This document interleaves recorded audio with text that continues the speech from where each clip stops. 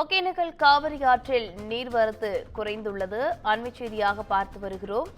53,000 கன அடியிலிருந்து 42,000 கன அடியாக நீர்வரத்து குறைந்துள்ளது. சுற்றுலா பயணிகள் அருவியில் குளிக்க தடை விதிக்கப்பட்டிருந்த நிலையில் தற்போது தொடர்ந்து இந்த தடையானது நீட்டிக்கப்பட்டிருக்கிறது. கர்நாடக அணைகளிலிருந்து உபரி நீர் திறக்கப்பட்டுள்ளதால் காவிரி கரையோர மக்களுக்கு வெள்ள அபாய எச்சரிக்கை விடுக்கப்பட்டுள்ளது. இந்த நிலையில் நீர்வரத்து சற்று குறைந்து காணப்படுகிறது. அண்மை செய்தியாக பார்த்து வருகிறோம். கூடுதல் விவரங்களோடு இணைகிறார் செய்தியாளர் கிருஷ்ணன். வணக்கம் கிருஷ்ணன், செய்தி குறித்தான முழு விவரம் என்ன? தருமபுரி மாவட்டம் ஒகேனக்கலுக்கு இன்று காலை 6 மணி நிலவரப்படி 42,000 கன அடி நீர் வந்து கொண்டிருக்கிறது. நேற்று காலை 70,000 கன அடியும் மாலை 53 கன அடியும் வந்தது.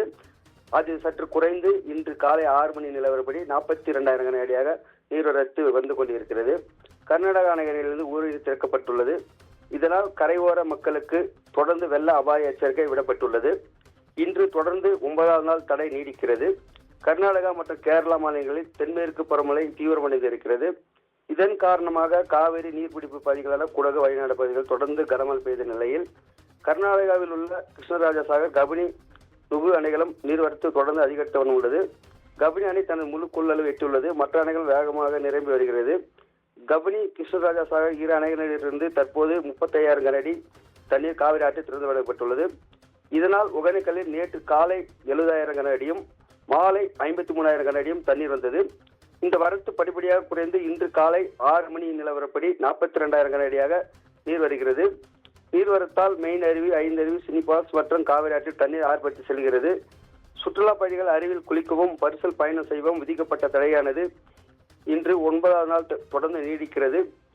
ஒகேனக்கல், நாடார்கோட்டை, ஊட்டமலை, சத்திரம் மற்றும் நெருப்பூர் உள்ளிட்ட காவிரி கரையோர பகுதிகளில் வசிக்கும் மக்களுக்கு பாதுகாப்பான இடங்களுக்கு செல்லுமாறு எச்சரிக்கை விடப்பட்டுள்ளது.